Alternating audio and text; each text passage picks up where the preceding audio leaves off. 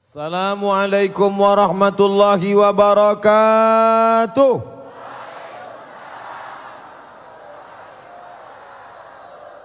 Tidak ada yang dapat kita sampaikan ucapan lisan yang bisa mewakili segala syukur kita. Berapa banyak tetesan darah yang dicuci oleh buah pinggang hari ini.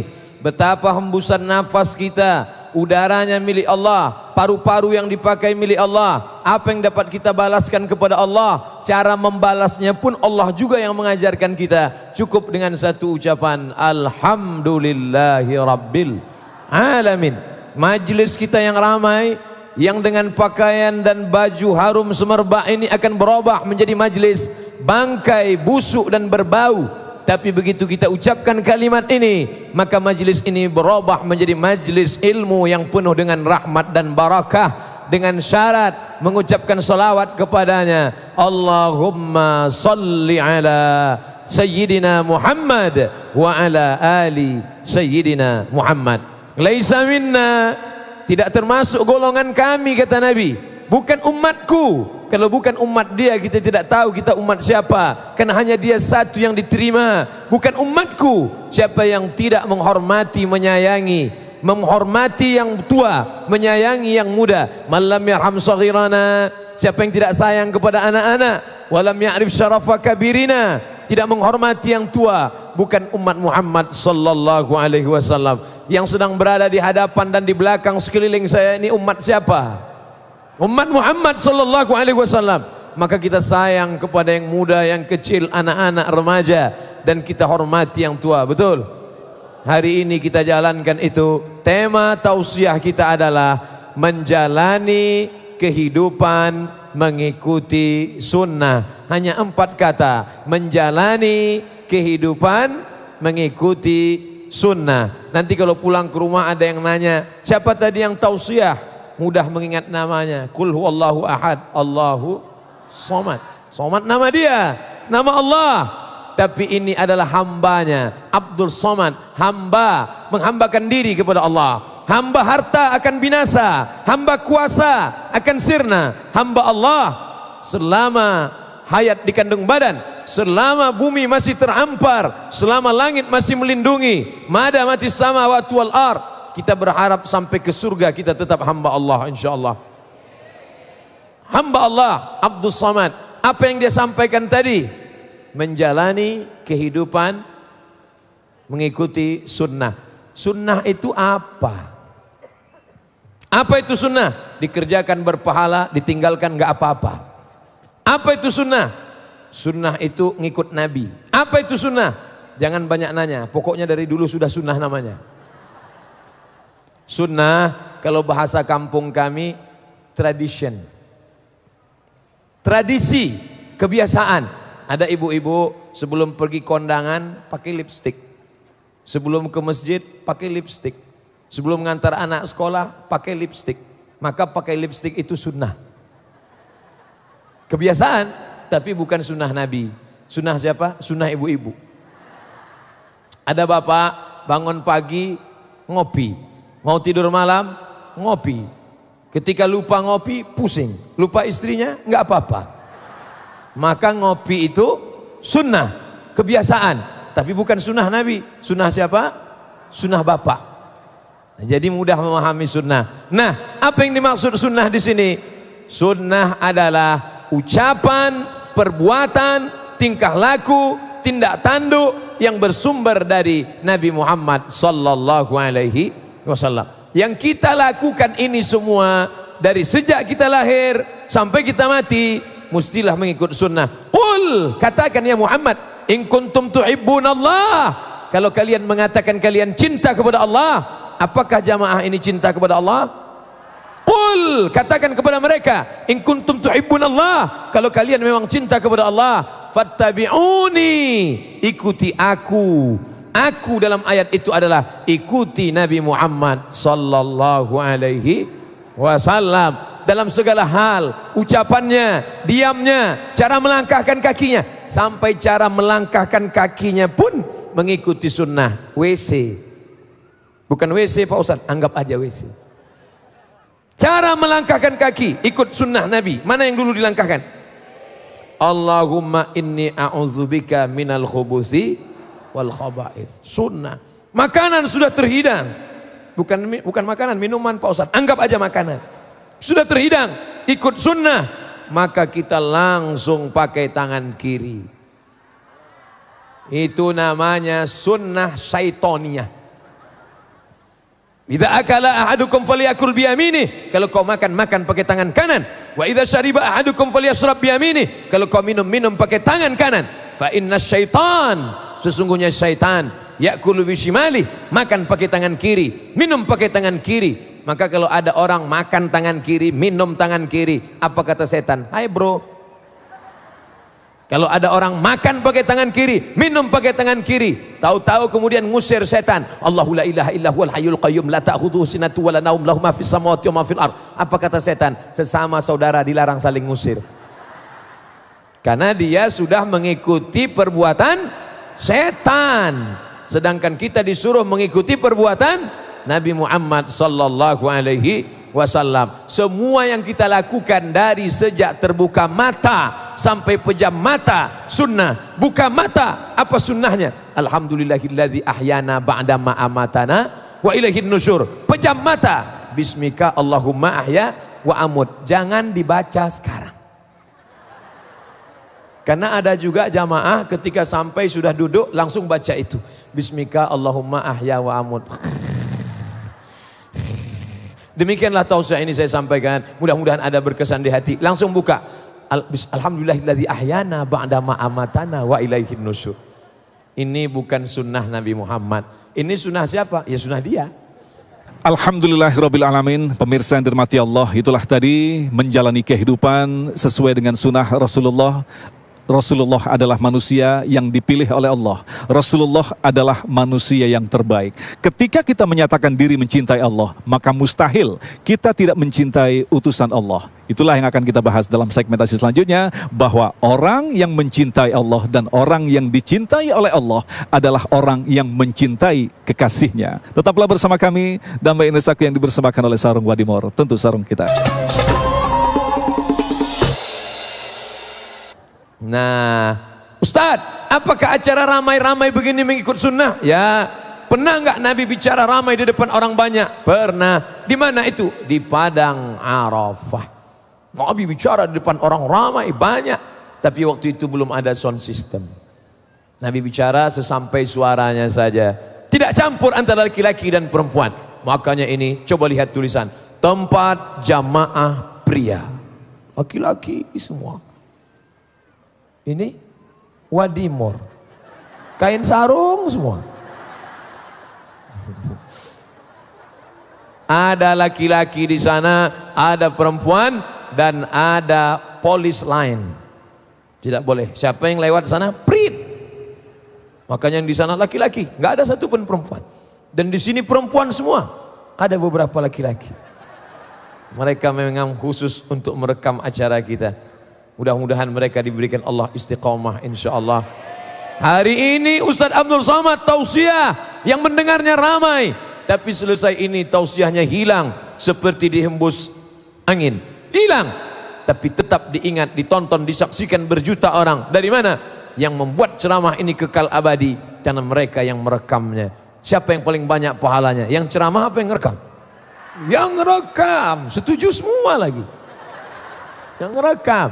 Anak ibu yang punya bakat kuliah di Fakultas Sains Teknologi, jangan katakan, kamu kuliah di mana? Saya Fakultas jurusan Bahasa Arab. Hebat.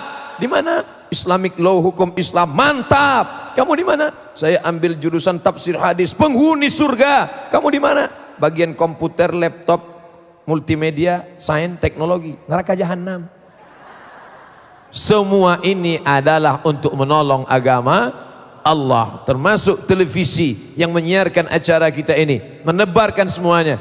Tapi tidak semua diminta untuk memberikan kata sambutan ke atas pentas. Biasanya yang diberikan kata sambutan, berikut ini mari kita dengarkan kata sambutan dari Bapak Ketua Masjid.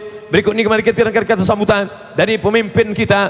Mereka yang berjuang menegakkan dakwah, menegakkan sunnah Rasulullah, tidak pernah dilihat orang ramai, tidak pernah dikenal, karena memang mereka berbuat bukan karena manusia, tapi karena lillahi ta'ala. Pernah nggak Bapak Ibu mendengar? Berikut ini mari kita dengarkan kata sambutan yang akan disampaikan oleh kameramen. Tidak pernah. Mereka berjuang, tapi mereka tidak pernah tampil ke depan. Oleh sebab itu, sunnah-sunnah ini harus kita hidupkan. Kalau tidak, dia akan hilang, dia akan mati. Tapi Allah berjanji, wa may yartadda minkum an dinihi, siapa yang meninggalkan agama ini, tidak dia tegakkan sunnah Rasulullah, apakah hancur Islam dari permukaan bumi? Tidak. Fasaufa ya'tillah, Allah akan ganti dengan sekelompok orang. Apa sifatnya? Apa cirinya? Yuhibbuhum, Allah cinta kepada mereka. Wa yuhibbuna, mereka membalas cinta Allah. Allah cinta kepada mereka, mereka pun cinta kepada Allah, dan mereka menegakkan agama Allah. Tidak pernah takut kepada siapapun yang mengejek, menyumpah, caci maki, sumpah serapah. Mudah-mudahan kita, anak cucu kita, termasuk orang yang menghidupkan sunnah-sunnah Rasulullah sallallahu alaihi wasallam. Ada saudara kita yang pakai jubah panjang, sunnah. Nabi Muhammad pakai jubah. Ada habaib, ada alim ulama yang pakai sorban, sunnah. Sorban itu juga sunnah. Kain kalau diletakkan di kepala, dililit, namanya imamah, sorban. Kalau diletakkan di tengkuk seperti ini, namanya burdah. Kalau diletakkan di atas kepala seperti kerudung, namanya ghutrah. Kainnya sama, tapi namanya bisa berbeda kalau fungsi dan letaknya berbeda. Dililitkan ke kepala, imamah, sorban. Diletakkan di tengkuk, di bahu, burdah, sorban. Ditutupkan ke atas kepala, ghutrah. Diletakkan di lantai sebelum makan, serbet. Jangan sampai salah pasang. Nah, kebaikan-kebaikan ini, perempuan diajarkan sunnah menutup aurat. Betapa bangganya turun saya dari kendaraan, Ustaz, tolong salam anak saya, ini anak kecil, tolong doakan. Ini semua juga sunnah. Anak kecil dengan sorbannya, laki-laki. Anak kecil dengan jilbab panjangnya. Kenapa anaknya berjilbab? Karena ibunya mengikuti sunnah Rasulullah sallallahu alaihi wasallam. Tadi kata Ustaz Somad, sunnah itu kebiasaan Nabi. Ya, tadi kata Ustaz Somad, sunnah itu adalah perbuatan Nabi. Ya, kenapa Ustadz mengatakan perempuan pakai jilbab juga sunnah? Nabi kan bukan perempuan. Nabi memang bukan perempuan, tapi Nabi mengajarkan perempuan menutup aurat. Ya Asma, wahai Asma, innal mar'ata, sesungguhnya perempuan, idza balagatil mahid, perempuan kalau sudah sampai usia menstruasi, haid, la yusrah laha ayyura minha, la yasluh la an yura minha, tidak boleh nampak dari badannya illa hadza wa hadza, yang boleh kelihatan hanya wajah dan telapak tangan, zahiruha wa batinuha, ini boleh kelihatan, ini boleh kelihatan. Maka yang hadir di depan ini semuanya adalah perempuan-perempuan yang menjalankan amalan sunnah Nabi Muhammad sallallahu alaihi wasallam. Yang kebetulan ada di belakang sana atau tidak terlihat oleh mata saya, masih belum lagi pakai hijab yang sunnah, masih pakai hijab yang setengah sunnah, namanya hijab pasrah tapi tak rela. Mudah-mudahan setelah pulang pengajian ini menjadi sunnah yang sempurna insyaallah. Amin ya rabbal alamin. Masya Allah, hadir bersama kita Habib Nabil Al-Gadri, barakallahu fikum. Masya Allah. Barakallah fiik, jazakumullah. Masya Allah, Habib, barakallah. Masya Allah. Apakah bercipika-cipiki kita di sunnah juga? Ya, sunnah. Kenapa? Karena sahabat Nabi mencium tangan Nabi Muhammad sallallahu alaihi wasallam. Siapa namanya? Anas bin Malik. Aku cium telapak tangan Nabi, atyabu min rihil miski, harum seperti semerbak kasturi. Aku cium tapak tangan Nabi, atyabu min rihil miski, seperti harum semerbak kasturi. Jamaah yang mencium tangan saya, dia tanya, Ustaz, harum semerbak, baru saya kasih minyak wangi. Tapi Nabi keringatnya harum semerbak kasturi. Ustaz, kenapa mencium tangan Habib Nabil? Ini Ustaz Somad, ini terlalu berlebihan, ini ghulu dalam agama. Mengapa mencium? Mengalir darah Nabi dalam darah Habib. Allahumma salli ala Sayyidina Muhammad. Diurut sejarah nasab mereka, Habib ini menjaga nasabnya, bin anak syanu, anak syanu, anak syanu, anak syanu, anak syanu. Abdul Somad ngapal nasab enggak? Saya hafal nasab saya. Abdul Somad bin Bakhtiar bin Yahya bin Ahmad Syah. sampai 4 saja, yang kelima saya udah nggak tahu. Tapi mereka menghafal nasab mereka bin sampai kepada Sayyidina Husain bin Fatimah binti Muhammad sallallahu alaihi wasallam. Kenapa keturunan Nabi lebihkan daripada yang lain? Seorang sahabat Nabi bernama Zaid ibnu Thabit. Zaid bin Thabit mencium tangan Abdullah ibnu Abbas. Abdullah bin Abbas masih muda, Zaid bin Thabit usianya lebih tua. Zaid bin Thabit mencium tangan yang lebih muda. Lalu kemudian Abdullah bin Abbas heran, saya lebih muda, kenapa kamu cium tangan saya? Apa kelebihan saya?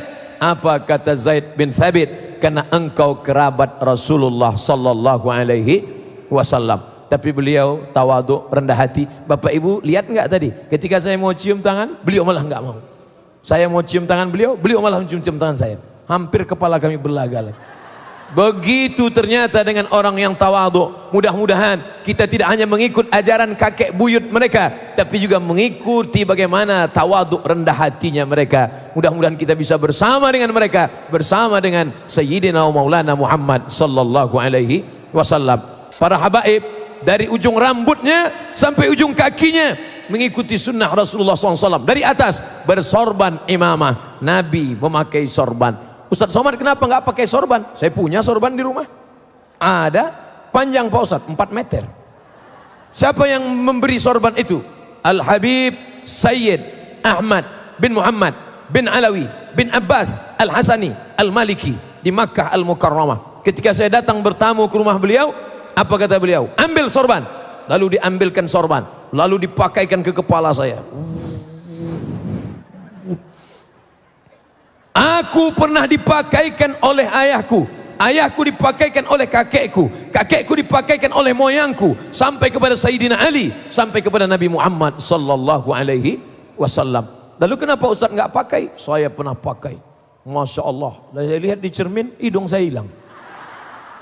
Tapi Habib pakai sorban, hidungnya mancung, wajahnya putih seperti cahaya bulan purnama. Kemudian mereka ikut sunnah kakek mereka, memakai jenggot. Berjenggot sunnah, ya, tapi sunnah ini ada yang wajib, ada yang tidak. Menurut mazhab Syafi'i, memakai jenggot sunnah, tapi hukumnya sunnat, dilaksanakan berpahala, yang tidak pun tidak sampai berdosa. Oleh sebab itu jangan mengejek orang bersorban, jangan mengejek orang berjenggot. Mengejeknya berarti mengejek sunnah Rasulullah sallallahu alaihi wasallam. Kelahi gara-gara jenggot. Yang enggak berjenggot ngelihat yang berjenggot, gua ngelihat lu kayak kambing. Tentu yang berjenggot marah, aku kambing, ya kau anjing. Akhirnya kelahi, rusak. Padahal kita disuruh untuk menjaga persaudaraan. Ukhuwah Islamiyah yang terjaga ini adalah sunnah. Memakai pakaian putih. Habib pakaian putih, sorbannya putih, bajunya putih. Ustaz Somad sorban putih, baju putih, peci hitam. Kenapa Ustaz pakai peci hitam? Supaya dakinya nggak kelihatan. Nah, oleh sebab itu maka ini juga kebaikan ini harus kita lanjutkan sampai kepada anak cucu kita.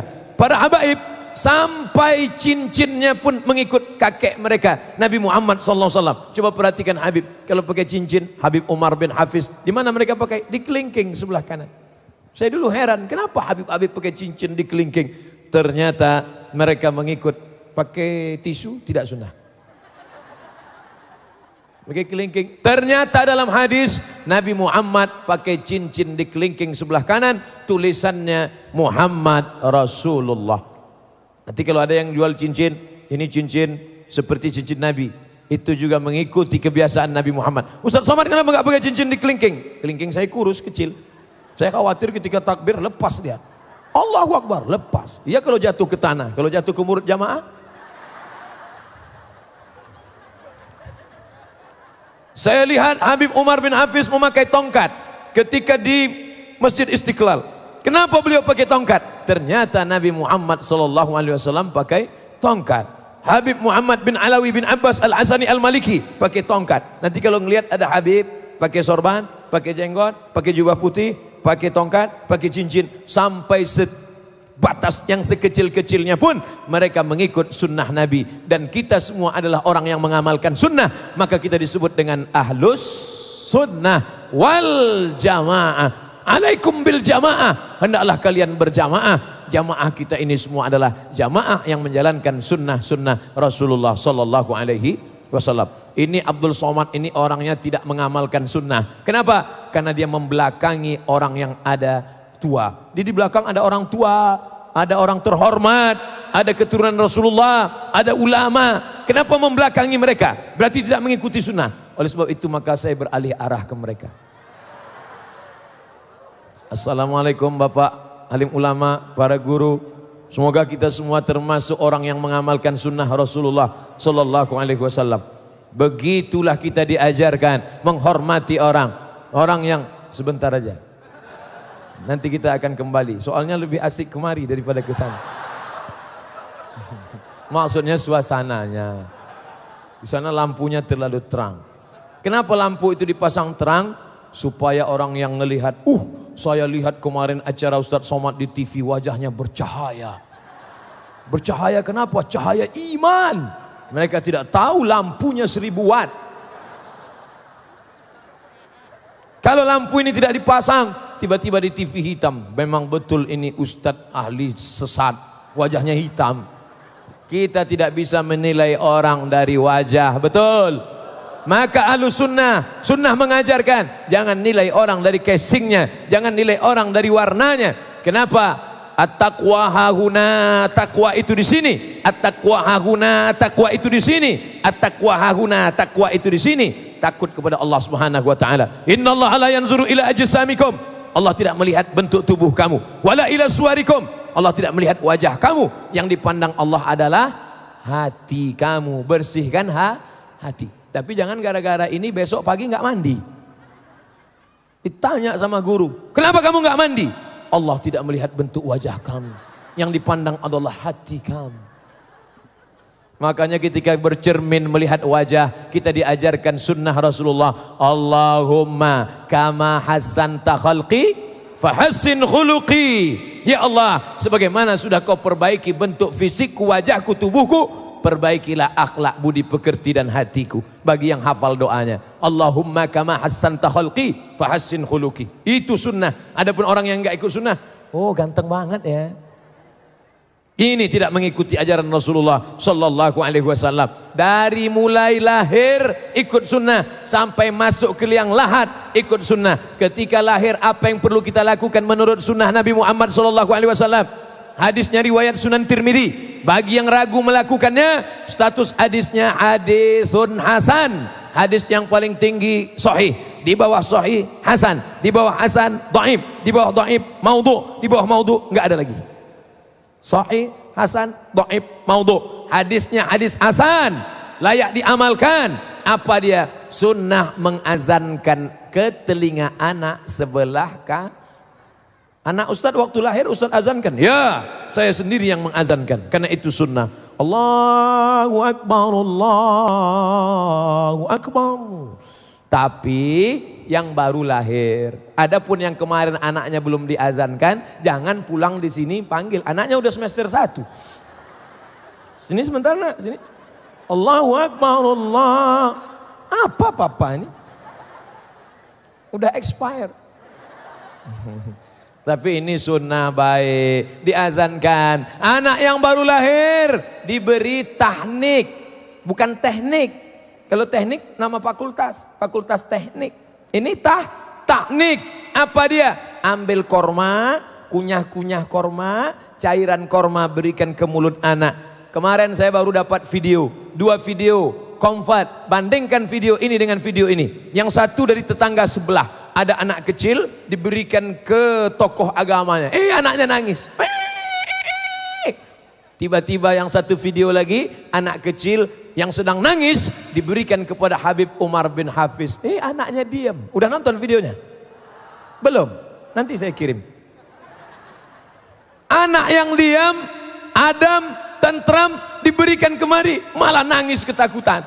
Tiba-tiba ada anak yang sedang nangis, diberikan air kurma, diusap kepalanya, dipegang dadanya, anak diam. Kenapa? Mengikut sunnah Nabi Muhammad sallallahu alaihi wasallam. Kenapa ini teknik korma? Dulu kalau kita tanya mbah, kakek, buyut, nenek kita, "Nek, kenapa anak kecil yang baru lahir dikasih korma?" Pokoknya memang dari dulu sudah gitu, jangan nanya-nanya. Banyak tanya masuk neraka nanti, kata Ustadz. Ternyata diadakan penelitian. Di mana? Di Universitas Ain Sham University Kairo. Ternyata anak yang baru lahir ketika dia keluar ke dunia ini, dia mengalami cuaca yang ekstrim. Tempat yang paling tenang di dunia adalah rahim. Rahim berambil dari kata Rahman. Ana Rahman, aku Rahman. Syaqaqtur rahim min ismi. Rahim diambil dari nama aku. Rahim bukan bahasa Melayu, rahim bukan bahasa Indonesia. Rahim diambil dari Asmaul Husna. Di antara makhluk yang berada di sini, siapa yang ada Asmaul Husna dalam perutnya? Laki-laki apa perempuan? Lebih hebat laki-laki apa perempuan? Begitu cara menyenangkan hati perempuan. Ana Rahman, aku adalah Rahman. Syaqaqtur rahim min ismi. Rahim diambil, diciptakan dari namaku. Man wasalahu wasaltuhu. Siapa yang menyambung silaturahim, maka sedang menyambung silaturahim dengan Allah Subhanahu wa ta'ala. Rahim, tempat yang paling nyaman. Seandainya tidak ada rahim di dalam, andai tidak ada rahim, na'udzubillah, bersatulah bayi janin dengan sambal terasi di dalam. Tapi karena ada rahim yang menjaga, kecil bentuknya, tapi dia bisa menjaga anak di dalam 9 bulan 10 hari. Pernah enggak Bapak Ibu dapat video ada bayi dari Afrika Utara karena kepanasan lalu melompat? Pernah enggak melihat atau mendengar berita ada orang kutub utara, kutub selatan kedinginan lalu anak keluar beku jadi es batu? Enggak ada. Kenapa? Karena rahim bisa stabil. Musim panas dia dingin, musim dingin dia hangat. Tapi begitu anak lahir ke dunia, anak membeku kedinginan. Kenapa? Karena cuacanya ekstrim. Makanya ada rumah sakit menyediakan tempat menghangatkan bayi yang baru lahir. Anak yang sedang kedinginan, apalagi lahir prematur, dimasukkan ke dalam oven apa? Inkubator.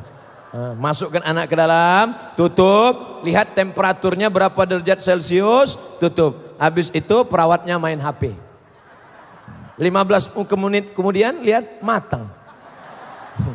Langsung dipoto. Alhamdulillah udah matang. Bagi yang suka like and share. Ternyata anak yang lahir itu ekstrim cuacanya, maka dia ditenangkan, diberikan cairan korma masuk ke mulutnya, maka anak itu pun tenang karena menghangatkan tubuhnya dengan memberikan cairan korma. Jangan beri dia kopi, belum masanya. Walaupun kopi itu bagus, berkualitas, mana kopinya? Nggak jauh dari sini. Tapi anak bayi belum bisa. Ini sunnah Rasulullah Sallallahu Alaihi Wasallam. Lalu kemudian apa lagi sunnah? Ini menjalani hidup dengan sunnah.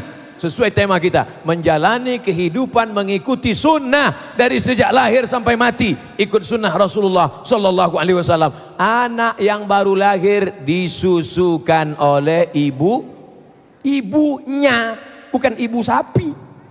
Banyak sekarang anak-anak dilahirkan disusukan oleh ibu sapi. Akhirnya pemerintah Republik Indonesia menyikapi ini. Ternyata kita negara kesatuan Republik Indonesia, Departemen Kesehatan mengikuti sunnah. Iklannya saya dengar di RRI. Apa katanya? Susukan anak Anda 6 bulan ASI eksklusif. Tulangnya akan kuat, terhindar dari osteoporosis. Otaknya akan cerdas. Dan yang paling penting, anak memiliki kekebalan. Dan yang terpenting, anak punya ikatan hubungan emosional antara ibu dan anak. 6 bulan kata dia. Padahal sunnah Nabi 2 tahun. Yang 2 tahun dia tawar 6 bulan aja, begitu hebatnya. Apalagi kalau dia laksanakan 2 tahun. 2 tahun. Tapi ini juga berlaku bagi anak di bawah 2 tahun. Yang sudah SMP jangan susukan lagi. Sudah lewat masanya. Nah, dulu saya masih ingat waktu kecil kami mandi di sungai. Mandi di sungai waktu libur sekolah, pergi ke sungai mandi sampai bibir nih biru beku kedinginan. Pulang ke rumah nggak ada tuh sakit, adem ayem aja, sehat. Anak-anak sekarang baru ngelihat mendong udah bersin. Kenapa? Karena yaitu susunya susu Al-Baqarah. Nanti sebut sapi terlalu keras, kasar. Nanti yang sakit hati langsung nulis Ustadz radikal. Cerita sapi kok radikal. Nah, oleh sebab itu ikuti sunnah. Saya heran, saya sedang menjelaskan pelajaran di kelas, beginilah. Tiba-tiba ada anak yang gunting kuku. Lama saya mikir, ini pelajaran sulit, ribet, jelimet, susah, payah. Ketika saya sedang kesulitan menjelaskan, kok masih sempat gunting kuku. Tapi saya nggak marah-marah. Saya orangnya nggak suka marah-marah. Lihatlah saya, nggak marah kan? Lama saya mikir, kenapa anak-anak ini nggak ada kepedulian? Padahal kami dulu waktu kuliah takut sama dosen, kadang ngantuk pun tetap paksa. Kok tiba-tiba dia santai aja gunting kuku? Lama saya mencari jawabannya. Saya menemukan jawabannya ketika hari raya Idul Adha. Gimana ceritanya? Ketika 10 sapi sedang ditambat di samping masjid, sapi pertama dipotong bersimbah darah, yang 9 tidak ada satupun yang peduli. Yang makan tetap ngunyah, yang ngobrol tetap ngobrol. Kepedulian anak hilang karena sifat ibu turun ke sifat sapi. Jadi nanti kalau ada ngelihat anak yang nggak peduli, nyantai aja, jangan salahkan anak, tapi salahkan sapi yang disalahkan. Memang kita terlalu sering menyalahkan orang lain. Menyalahkan kambing, muncullah kambing hitam. Menyalahkan sapi, muncullah Medco, sapi gila. Padahal yang salah adalah kita. Ketika kita sedang menunjuk, salah sapi, salah kambing. Sebenarnya satu ke kambing dan sapi. Yang 4 adalah saya salah. Makanya kalau mau nunjuk, salah kamu. Ikuti sunnah. Yang sudah berlalu apa boleh buat? Lan tarji'al ayyamul lati madat. Yang lalu tidak dapat diulang kembali. Lalu apa lagi sunnah? Ini kita urut dari awal. Sunnah untuk 7 hari. Kullu mauludin rahinatun bi aqiqatihi. Ini karena berkait dengan akikah, uang akikah dari laki-laki. Mohon maaf ibu-ibu, saya mesti menghadap ke laki-laki yang punya uang. Ini yang wajib mengakikahkan anak-anaknya. Sunat muakkad, akikah anak. Memang yang punya uang laki-laki, tapi uang laki-laki itu dipegang oleh perempuan. Jadi saya harus kembali lagi ke yang megang uang. Kullu mauludin, setiap anak, rahinatun bi aqiqatihi, anak itu tergadai. Anak kalian tergadai. Kalau surat tanah tergadai, tebus. STNK BPKB tergadai, tebus. Bagaimana cara menebus anak yang tergadai? 3 cara menebus anak yang tergadai. Tuzba'u anhu yawma sabi'ihi, sembelih kambing hari yang ke-7. Kalau tidak ada uang hari ke-7, hari ke-14. Hari ke-14 tidak bisa, hari ke-21. Hari ke-21 juga nggak mampu. Nggak usah lihat kalender lagi. Setahun, 2 tahun, sebulan, 2 bulan. Ustadz Somad, anak saya pas libur SD mau akikah boleh nggak? Boleh. Gimana kalau saya tunda sampai pas nikah aja? Sapi akikah, kurban akikah sekaligus untuk khitan dengan walimah. Mantap. Inilah yang paling hebat, sekali dayung 2-3 pulau terlampaui. Kamu orang yang paling kikir, pelit, bakhil, medit. Orang susah mau punya anak. Sekarang bayi tabung paling murah 100 juta. Itu pun tabung-tabung second 9 kilo. Kamu begitu mudahnya punya anak. Allah cuma minta 1 kambing. 1 kambing berapa harganya sekarang? 10 juta. Sebesar apa kambingnya? 2,5 juta. Anak laki-laki 2 ekor kambing, anak perempuan 1 ekor kambing. Allah hanya minta 5 juta. Padahal harga anak kalau mau dibayar kompensasi tidak bisa diharga dengan apapun. Begitu sulitnya. Orang banyak 10 tahun nikah nggak punya anak. Nikah tahun berapa? 2008. 2018 belum punya anak. Kamu nikah Januari, April langsung punya anak. Gak mau bersyukur kepada Allah Subhanahu wa taala. La in syakartum la azidannakum. Maka mensyukuri nikmat. Sunnah diajarkan, potongkan kambing hari ke-7, undang sahabat, kerabat, tetangga, makan bersama. Yang hadir mendoakan anak. Ini anaknya, iya, lucu ya seperti bapaknya. Anaknya imut-imut, bapaknya. Lalu apa jawab bapaknya? Memang sifat buah buah tidak jauh jatuh dari pohonnya, kecuali buah itu jatuh ke sungai atau dilarikan burung. Nah, apa doanya melihat anak yang baru lahir? Barakallahu laka fil mauhub wa syakartal wahib wa ruzikta birrahu wa balagha asyuddahu. Semoga Allah, engkau menjadi orang yang bersyukur. Allah memberkahi anak yang baru saja diberikan kepada engkau. Engkau bersyukur kepada Allah yang sudah mengkaruniakan anak sampai usia dewasa, dan anak itu menjadi berbakti kepadamu. Barakallahu laka fil mauhub wa syakartal wahib wa ruzikta birrahu wa balagha asyuddahu. Yang hafal, yang enggak hafal gerak-gerakkan aja. Lo baca apa tadi? Itu serah gua. Oleh sebab itu ada hubungan silaturahim. Ini sejak munculnya alat-alat telekomunikasi multimedia canggih, Twitter, BBM, WhatsApp, Instagram, Telegram, kilogram, miligram, hubungan kita sudah rusak. Kamu hadir nggak waktu akikah anaknya? Aduh, gua sibuk nggak bisa hadir. Jadi gimana? Saya cari wall FB-nya, kelihatan update statusnya, langsung amin, amin, amin, amin, amin. Kemarin waktu ayahnya meninggal, kamu datang nggak? Aduh, saya sibuk nggak bisa datang ngelayat jenazah. Terus gimana? Saya cari wall FB-nya, kelihatan foto dia, langsung saya tulis amin, amin, amin, amin, amin. Kemarin waktu anaknya nikah, kamu datang nggak walimah? Aduh, saya sibuk nggak sempat datang. Terus gimana? Saya cari di wall FB-nya, kelihatan dia pesta nikah, lalu saya tulis barakallahu lakuma wa baraka alaikuma wa jarma bainakuma fi khair. Amin, amin, amin, amin. Nanti yang kita khawatirkan ketika kita mati, semuanya ngirim amin, amin, amin, amin, amin. Sunnah menyambung tali silaturahim hari ini adalah sunnah, merekatkan hubungan ukhuwah Islamiyah hari ini sunnah. Mamin muslimaini, ada dua orang muslim, yaltaqiyani, berjumpa, wa yatasafahani, berjabat tangan, illa ghufira lahuma, Allah mengampunkan dosa mereka berdua, malam yatafarraqa, sebelum berpisah. Apa tuh Ustaz Somad? Cuman pandai ngomong ceramah aja. Katanya kalau ketemu salaman, katanya kalau ketemu salaman. Kami yang dari kendaraan sampai ke sini salaman, dia nggak ada tuh salaman. Mohon maaf. Maukah Bapak Ibu memaafkan segala silap dan salah saya? Selesai. Tak maaf kalau semua saya salami. Tadi yang perempuan, ada tadi yang kecil Ustaz salami. Oh, dia masih anak-anak, anak saya salami. Yang sudah gadis, oh jangan. Sunnah Nabi Muhammad seumur hidupnya tidak pernah menyentuh tangan perempuan. Li ayyut'ina ala ra'si ahadikum, ditusukkan bimikhyatin minan nar, paku dari api neraka ditusukkan kepalamu, khairun, lebih baik, min antamussa yada mura'atin la tahillu lahu, daripada menyentuh tangan perempuan yang tidak halal. Sedangkan Nabi Muhammad Sayyidul Anbiya wal Mursalin, terpelihara daripada syubhat dan nafsu syahwat, tetap menjaga tangannya, tidak menyentuh tangan perempuan. Apalagi engkau, hai Abdul Somad. Makanya tadi ketika ada yang mau salaman langsung banyak juga orang sekarang kalau ada nenek-nenek mau salaman ya gini. Kalau anak gadis,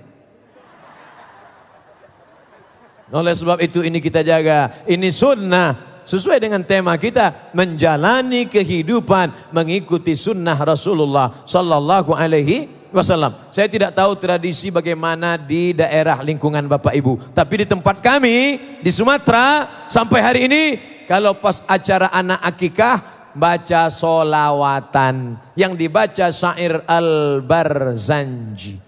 Al-jannatu wa na'imuha sa'dun liman yusalli wa yusallim wa yubarik alaihi.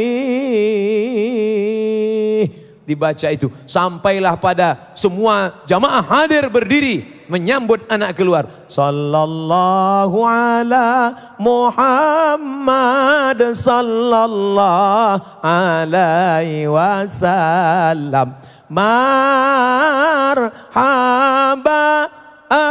ayanur. Anaknya pun diletakkan di dalam ayunan, lalu diayun. Ini maksud saya menyampaikan ini, kalau anak kecil itu mau diayun, tradisi baca sholawat bagus. Tapi yang mau akikah sudah umur 30-40 tahun, jangan minta ayun juga. Jangan sampai kita datang ke rumahnya, dengar suara marhaba ayano, dilihat neneknya duduk. Oh, Ustadz ini ngawur. Mana ada orang 40 tahun akikah? Ada. Aqa'an nafsihi ba'dama bu'itsa nabiyan. Imam Nawawi dalam mazhab Syafi'i membolehkan akikah setelah dewasa. Bapak-bapak, ibu-ibu yang dulu waktu kecil belum akikah karena nggak tahu, karena miskin, karena susah, nggak ada duit. Sekarang kaya, duitnya banyak. Pulang dari sini segera hubungi www.kambing.com. Assalamualaikum Mr. God. GOAT kan kambing. Besok langsung acara akikah, tapi mohon maaf saya tidak bisa datang. Undang sahabat, kerabat, tetangga. Yang udah ngaji insya Allah paham, gak bakalan nanya-nanya lagi. Acara apa nih? Acara akikah. Akikah siapa? Akikah saya. Kiki. Masa lu udah tua akikah? Tapi karena sudah ngaji semua udah tahu. Yang susah kalau temannya gak ngaji. Acara apa nih? Akikah. Akikah siapa? Akikah saya. Masa udah tua ada akikah? Ente aja yang gak update status. Nanti kalau tetangganya gak tahu, undang aja. Kalau dia banyak-banyak nanya, acara apa nih? Makan aja, Ustaz tanya-tanya. Aduh Ustaz, saya nggak bisa datang acara akikah Pak Ustaz. Kenapa? Sakut darah tinggi. Saya ini nggak bisa ngelihat kambing. Belum makan, baru ngelihat kambing udah kumat darah tinggi. Inti dari akikah itu bukan kambing mas bro. Tapi inti daripada akikah adalah mengingat bahwa dirimu 20 tahun yang lalu adalah anak kecil. Panjangmu cuma sejengkal, lebih-lebih dikit. Tapak kakimu cuma 2 jari. Sekarang engkau menjadi tegap, gagah, perkasa. Siapa yang membesarkan engkau? Emang kau balon ditiup? Ibu, orang yang akikah mengingat dirinya kembali. Hai Abdul Somad, engkau tidak bisa melihat dirimu 40 tahun yang lalu. Tapi dengan melihat anak bayi kecil dibawa keluar dari kamar. Inilah aku 41 tahun, terbuka umur sudah 41. Padahal tadi waktu foto selfie sama jamaah, saya lihat di HP dia 27. Engkau dulu bukan apa-apa, bukan siapa-siapa. Engkau berutang budi pada ibu. Oleh sebab itu kami laki-laki ini berutang pada ibu. Jadi kalau nanti ada yang nanya, kenapa Ustaz Somad tadi lebih lama tegak di sini menghadap ini daripada belakang? Ini adalah ibu-ibu kita. Betul? Tapi laki-laki juga harus kita hormati dan kita muliakan. Setelah dipembelikan kambing, apalagi yuhlaku, cukur rambutnya. Rambut Sayyidina Al-Hasan, rambut Sayyidina Al-Husain ditimbang oleh Sayyidatuna Fatimah seberat perak, disedekahkan. Loh, perak ya Pak Ustaz? Iya, tapi tetangga saya kemarin ada yang buat emas. Bagus, perak sama emas mana yang bagus? Emas, tapi harganya perak 1 gram 70.000. Emas 500.000. Mau perak apa emas? Kalau anaknya gondrong, lahir 1.000 gondrong, ditimbang 1,5 kilo. Emas apa perak? Perak. Iya, kalau anaknya lahir rambutnya 3, 1, 2, 3, nama Upin Ipin. Kalau anaknya gondrong, begitulah hebatnya ajaran Islam. Dia tidak memberatkan orang. Andai ada hadis mengatakan anak yang lahir rambutnya ditimbang seberat emas, wajib. Mungkin saya sudah lama meninggalkan ajaran ini, na'udzubillah. Karena ini ajaran buatan manusia, memberat-beratkan. Tapi sunnah Rasulullah SAW seberat perak. Lalu sedekah. Dawu mardakum bis sodakoh, obati anakmu yang sakit karena sodakoh. Makanya, jadi anak saya Pak Ustadz yang sakit ini gimana cara menyembuhkannya? Bawa rumah sakit. Sudah Pak Ustadz, herbal. Sudah Pak Ustadz, ortopedi. Sudah Pak Ustadz, ini. Sudah Pak Ustadz. Apalagi? Sodakoh. Saya sudah sodakoh kok anak saya nggak sembuh juga. Berapa sodakohnya? 5.000. Gimana mau sembuh 5.000? 5.000 itu WC. Buang air besar 3.000, air kecil 2.000. Minta kesembuhan 5.000. Ya Allah, sembuhkan anak kami sudah sodakoh 5.000. Kata malaikat, ini sentil aja nih orang. Cukur rambutnya, setelah itu potongkan kambing, cukur rambutnya, wa yusamma, kasih nama yang bagus-bagus. Siapa nama anaknya? Ahmad. Siapa nama anaknya? Muhammad. Siapa nama anaknya? Toha. Siapa namanya? Yasin. Nama yang baik adalah nama Nabi Muhammad sallallahu alaihi wasallam. Nama yang kedua, nama yang disandingkan dengan Asmaul Husna. Abdurrahman, Abdurrahim, Abdussalam, Abdussamad. Nah, adapun nama yang perempuan, Sayyidatuna Aisyah, Sayyidatuna Fatimatuz Zahra, Sayyidatuna Khadijah Al-Kubra. Pokoknya nama-nama yang baik-baik. Mudah-mudahan nama adalah doa. What is in a name? Apalah arti sebuah nama? Nama adalah doa, boy. Nama, luar biasa nama. Nama kamu siapa? Camry. Hah? Berarti bapakmu dulu pengen punya sedan. Bukan Pak Ustadz. Terus saya lahir 17 Agustus. Apa hubungannya? Camry artinya kemerdekaan Republik Indonesia. Mantap. Tapi tentu nanti orang yang gak ngerti salah sangka. Bayangkan kalau pergi umrah, panggil paspor sama petugas haji. Camry, dia sangka sedan. Coba buat di pangkalnya Muhammad Camry atau Camry Abdul Somad. Kan mantap. Nah, oleh sebab itu nama yang baik-baik. Mudah-mudahan anak bapak ibu yang sudah diberi nama yang baik. Adapun nama yang kurang baik, boleh ganti nama Pak Ustadz? Boleh. Cara ngurusnya nanti akte kelahiran KTP, bukan urusan saya. Lalu apa lagi? Khitan. Sepakat 4 mazhab. Hanafi, Maliki, Syafi'i, Hambali. Anak laki-laki wajib dikhitan. Adapun anak perempuan yang mewajibkan khitan mazhab Syafi'i. Saya berpegang pada mazhab Syafi'i. Maka keponakan saya dikhitan. Bidan nggak mau Pak Ustadz, dokter nggak mau Pak Ustadz. Cari bidan kampung, dukun. Katanya ke dukun haram, dukun khitan boleh. Karena nggak pakai setan. Oleh sebab itu dikhitan. Ini sunnah juga. Zaman Nabi ada nggak khitan? Ada. Kata Nabi SAW, ya khattana, wahai perempuan tukang khitan, tolong potong. Kenapa? Meminimalisir nafsu seksual. Baik sekali. Tapi seandainya dulu kecil belum, sekarang sudah besar, dikhawatirkan pendarahan, terjadi akibat negatif, tidak pun tidak apa-apa. Karena mazhab Maliki, Hambali, Hanafi mengatakan mukarramatun, mulia saja, memuliakan perempuan, tidak sampai kepada wajib. Tapi yang laki-laki dulu di Arab, di Jawa termasuk sama dengan di Arab, anak-anak kecil dikhitan. Tapi kami di Sumatera tradisi agak beda, taman SD baru dikhitan. Itu pun pas libur SD 40 hari, SD mau SMP mau dikhitan, lari dia. Akhirnya taman SMP, larinya makin kencang, taman SMA. Makanya ketika ada khitan massal dilaksanakan oleh IDI, Ikatan Dokter Indonesia. Yang daftar bukan cuma anak kecil, ada yang daftarkan suaminya. Pak, suami saya. Loh, kenapa dikhitan? Rupanya mu'alaf. Jangan nakut-nakuti. Nabi yang pertama kali dikhitan adalah Nabi Ibrahim. Umurnya 80 tahun, dikhitan pakai kampak. Mungkin di pojok sana ada orang yang hatinya sudah lembut, ingin dengar ceramah Ustadz Somad, saya mau masuk Islam, tapi karena bahasanya kasar, pakai kampak, langsung dia hidupkan mobil, lari langsung dengar kampak, gitu. Sekarang khitan tidak menyakitkan, bukan seperti zaman dulu. Dulu khitan berendam di sungai jam 6 sore, khitannya besok jam 6 subuh, pakai bambu. Karena takut titanus, suntik belum ada waktu itu, bambu potong. Cus! Rupanya ini praktek pertama, habis. Dulu. Sekarang sudah canggih, jangan takut-takuti orang.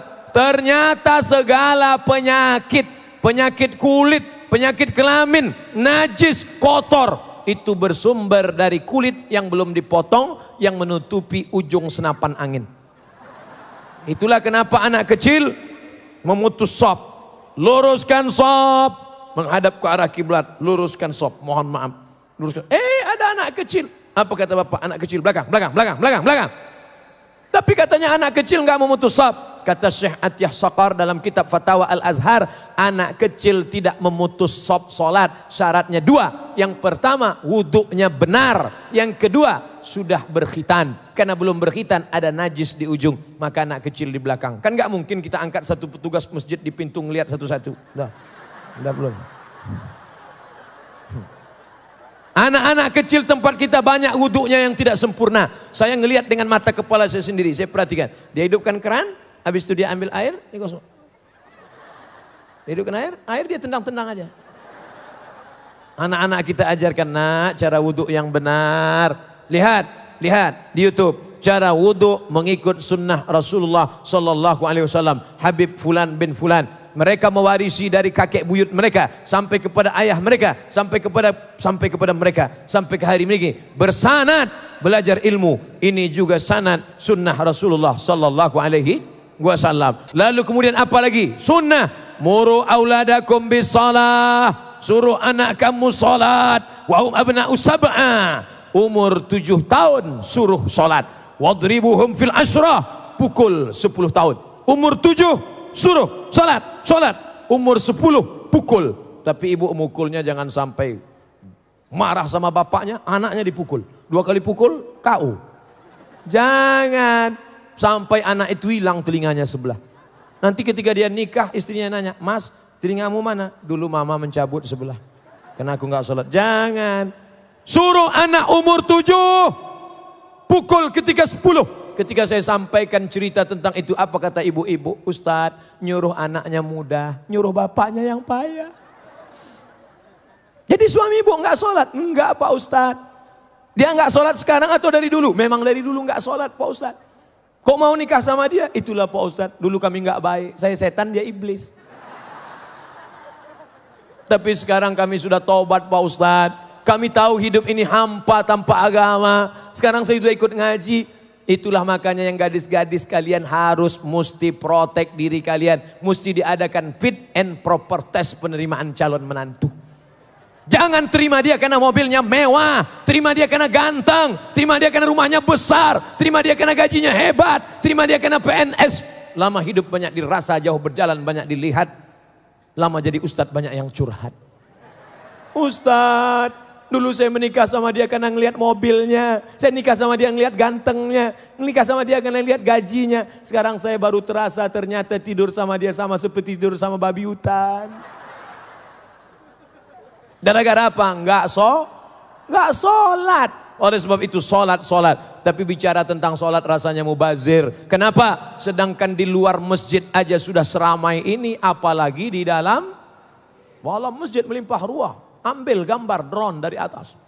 Enggak kelihatan karena tertutup tenda. Kelihatan juga. Tunjukkan ke semesta alam. Begini jamaah masjid Baitus Salam. Bait, rumah, salam, keselamatan. Baitus Salam, rumah yang di dalamnya ada keselamatan. Baitus Salam, orang-orangnya pun selamat semua. Dan menurut berita, yang pertama kali sampai ke bulan adalah Neil Armstrong bersama selamat. Neil Armstrong sudah sampai ke bulan dengan selamat. Bapak Ibu yang dimuliakan Allah, agama kita berasal dari kata salam. Islam, kedamaian. Salam, maha kedamaian. Allahumma antas salam. Surga tempat kita nanti. Wa adkhilnal jannata daros salam. Setelah anak tadi selamat karena solat. Lalu kemudian apa yang terjadi? Lalu kemudian sampai usia nikahkan dia. Man ala thalatha banatin, siapa yang membesarkan 3 anak perempuan, fa'addabahunna, dididik dengan baik, jilbabnya panjang, sekolahnya belajar agama, fisika, biologi, kimia, bahasa Inggris, ada menerangi otaknya, tapi hatinya diterangi dengan Al-Quran. Ustaz Somad, ini anak saya sudah hafal 6 juz, Masya Allah. Ibunya 3 juz, juz melon, juz mangga, juz nangka. Ini anak bapak, iya, sudah berapa? 5, Alhamdulillah, 5 juz, enggak Iqra 5. Bagus, yang penting sudah mulai. Kenapa? Karena kita punya tanggung jawab di hadapan Allah. La yadkhulul jannata dayus, tidak masuk surga dayus. Siapa itu dayus? Orang yang membiarkan anak laki-lakinya jalan dengan anak perempuan, dengan yang tidak mahram, bonceng membonceng. Di ruang tamu rumah ada kaligrafi, mantap. Di ruang tamu rumah ada kiswah, bagus. Tapi ada stiker di rumah besar, say no to bonceng, say no to drug, katakan tidak pada narkoba, katakan tidak pada bonceng. Selamat. Betapa indahnya saat hari pernikahan. Aku terima nikahnya dengan alat sholat dan kitab suci Al-Quran tunai, meleleh air mata bahagia. Kenapa ibu menangis? Karena jerih payahku selama ini sudah tertebus Pak Ustadz. Mudah-mudahan ibu bapak yang menjaga anak sesuai sunnah dari lahir sampai mati, sampailah saatnya kita sakaratul maut. Sunnah mengajarkan, bisikkan ke telinga sebelah kanan, la ilaha. Tidak ada gunanya anak kita kaya, uangnya banyak, Tapi saat kita berada di rumah sakit, ruang ICU, tulisannya ICU. Apa artinya? ICU, you don't see me. 3 anak dokter spesialis tidak bisa berbuat apa-apa. Anak yang pertama melihat orang tua cuma nangis. Anak yang kedua melihat orang tua seperti melihat kucing. Anak yang ketiga bengong, nggak tahu mau ngapain, akhirnya ngeluarkan HP, dia foto orang tuanya. Orang tuaku sedang sakratul maut. Bagi yang kasihan, tolong like and share. Amin, amin, amin. Coba kalau anaknya ngerti sunnah, dia akan cari telinga ayahnya sebelah kanan, dia akan bisikkan la ilaha illallah. Begitu juga lah ibu-ibu nanti, kalau ngelihat bapak pagi sudah jam 6 nggak juga bangun dari kasur. La ilaha, belum mah, belum. Papa kok nggak bangun, nonton bola tadi malam. Man nama, siapa yang tidur walam yusalli, siapa yang tidur sampai nggak sholat, balas syaitanu fi udhunih, setan kencing di telinganya. Betapa malunya kita tertulis di telinga, WC setan. Apakah yang disampaikan Abdul Somad dalam 60 menit ini sudah cukup mengcover menjalankan kehidupan mengikuti sunnah? Baru 0,01%. Kelengkapannya akan disampaikan oleh para habaib, para ulama kita. Makanya kalau ada kajian-kajian, datang, duduk, dengar, diam. Ngantuk-ngantuk dikit diampunkan Allah Subhanahu wa taala. Abdul Somad cuma bisa menyampaikan ini dalam 60 menit. Mudah-mudahan dilengkapi oleh para ulama kita yang lain. Terima kasih segala perhatian. Mohon maaf segala kekhilafan. Wassalamualaikum warahmatullahi wabarakatuh.